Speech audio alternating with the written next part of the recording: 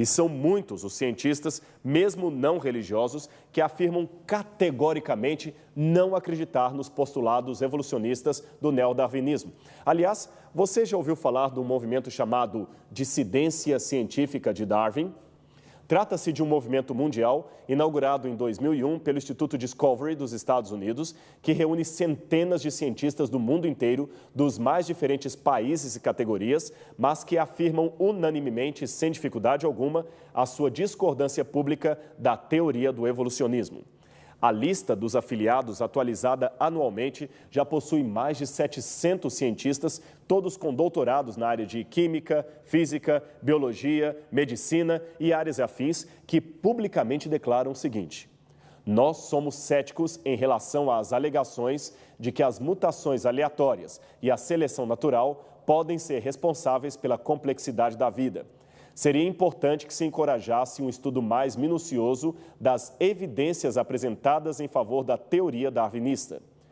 As frases são simples e diretas, e talvez seja isto que preocupa muitos evolucionistas, é que pessoas, mesmo leigas, de imediato podem compreender aquilo que está sendo dito, aquilo que estes cientistas estão corajosamente apoiando, e a razão disto é também muito importante.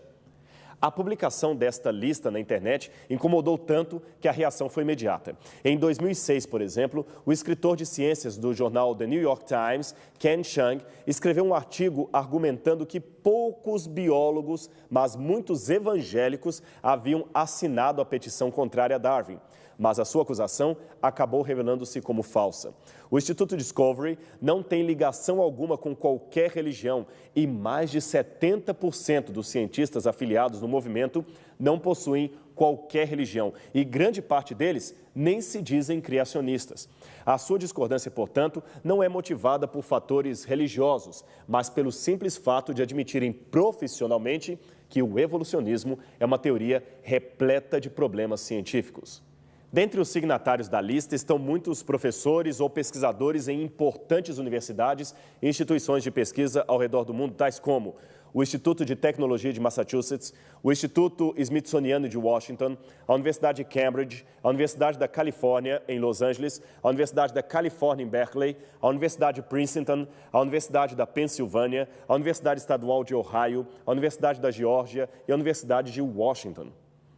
Só para citar alguns dos poucos proeminentes que também fazem parte da relação anti-evolucionista do Instituto Discovery, temos, por exemplo, o Dr. Philip Skell, membro da Academia Nacional de Ciências dos Estados Unidos, o Dr. Lyle Jensen, membro da Associação Americana para Avanço da Ciência, o Dr. Stanley South, catedrático de Biologia Evolucionista e vários autores de livros didáticos, como, por exemplo, o Dr. Richard von Sternberg, também catedrático de Biologia Evolucionista e membro do Instituto Smithsoniano, além de ser pesquisador do Centro Nacional de Informações e Biotecnologia do Instituto Nacional de Saúde dos Estados Unidos. Ah, e tem mais. O Dr. Giuseppe Sermonti, editor da Revista de Biologia, o mais antigo periódico do mundo sobre biologia, ainda em circulação, e o Dr. Levi Belosov, embriologista da Academia de Ciências Naturais da Rússia.